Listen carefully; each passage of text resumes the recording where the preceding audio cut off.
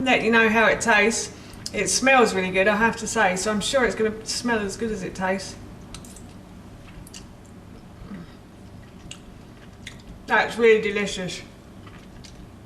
That's really lovely. I have to have another bite because it's so nice.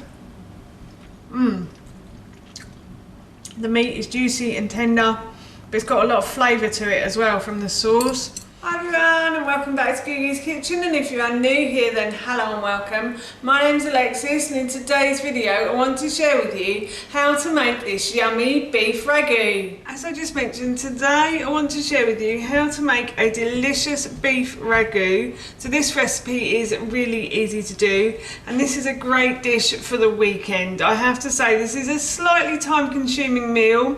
It does take a little while for everything to simmer in the pot, so it's probably best made at the weekend, but I made it at the weekend and I made extra of this and I put some in the freezer, and Ted and I actually had it for a meal during the week as well, so it's a great meal to freeze as well. All of the ingredients in this dish are freezable, so you could freeze it as well if you wanted to. So the first thing I've done is I put a large saucepan, and I'm going to put this onto a high heat on my hob. I'm going to add oil to the base of this pan like so. And while the pan heats up, I just want to say that if you do enjoy videos like this one and you'd like to see more, then please don't forget to hit that subscribe button. And if you do really like this video today, then please feel free to give it a big thumbs up. Everything like that really helps me out and I would really appreciate it. So as I said, I'm just going to leave this pan to heat up. The pan is getting nice and hot now, so what I'm going to do is I'm going to fry off an onion. So I've peeled, sliced and diced one onion, and I'm just going to pop that into the base of my pan like so. And I'm going to fry the onion now until it starts to soften and go a translucent sort of clear, and hopefully start to go slightly brown around the edges as well. I'm going to fry this in the pan for a good 3 minutes, maybe 3 to 5. So I'll come back when it's all done, but I'm also going to turn the heat down here as well because the pan is slightly too hot, I have to say. So as I said, I'm just going to continue to fry this onion. The onion has started to soften, and I'm going to add in some garlic. Now in the original recipe I said 2 garlic cloves, but I've realised I don't have any garlic cloves today, so I'm just going to use a teaspoon of garlic granules instead. Oh, I'll pick that up in a moment. Turned the right way up anyway, so that's good. And I'm just going to fry these, not for long, for about 10-15 seconds or so, just until I can smell the garlic, which I can now. So I'm going to add in my carrot. So I've got 1 large carrot that I've just simply peeled and grated. The reason I grate the carrot is simply because I think it cooks quicker in dishes like this, and also nobody notices it's in there. So, and I am doubling up on all the ingredients today as well, because I'd like to make a bit more so I can put some in the freezer, because that meal Ted and I had the other week was absolutely delicious and we really enjoyed it. So I thought I'd do it again today and double up on the ingredients. Well, sort of double up. So this is for 3 people, so I'm going to make this as if it's for 6 people. So, and then I will siphon off some of this sauce at the end.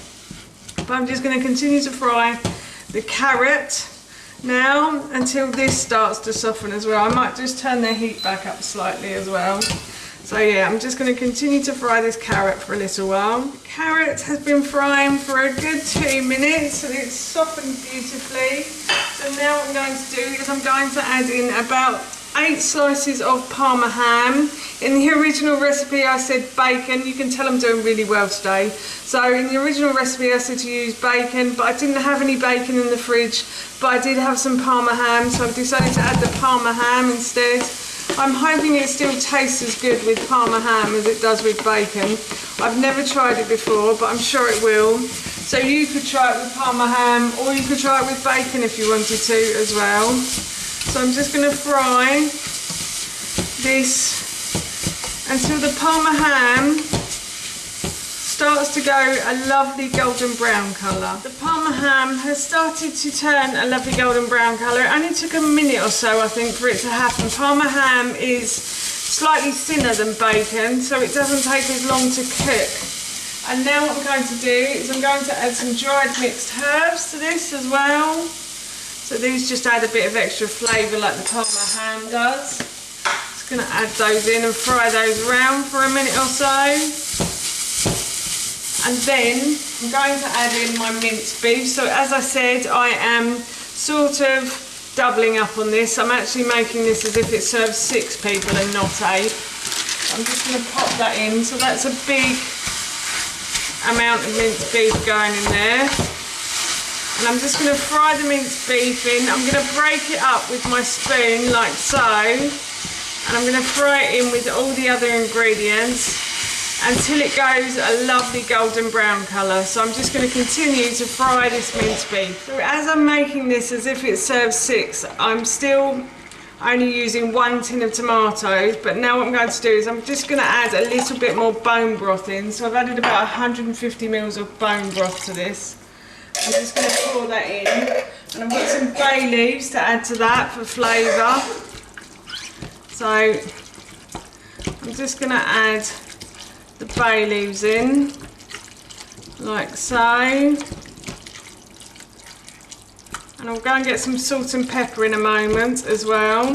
So I've added the tomatoes, the bone broth and the bay leaves to the pot. I'm going to turn the heat down to a medium heat, and I'll just go and get some salt and pepper. So I'm going to add a touch of salt, a little bit of salt, and a little bit of pepper as well.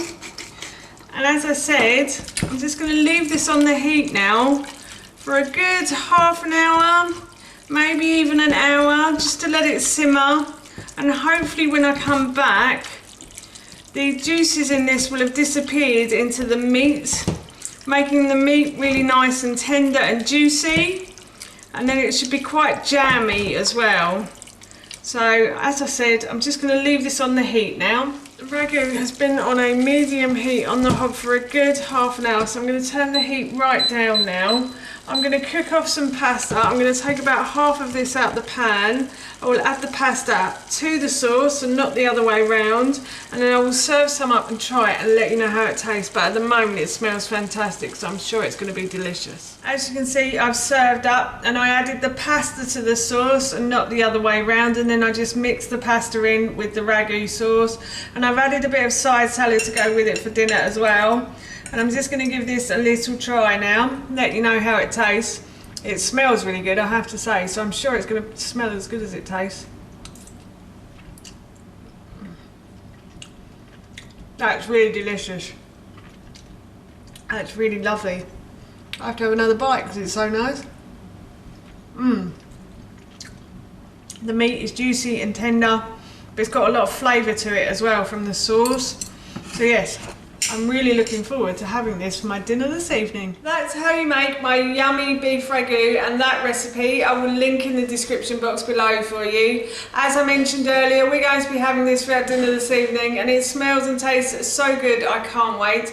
So for now, that's it from me. Thank you so much for watching. Please feel free to give me a big thumbs up if you enjoyed this video, and please feel free to leave any comments below, and please don't forget to hit that subscribe button. See you all soon. Bye.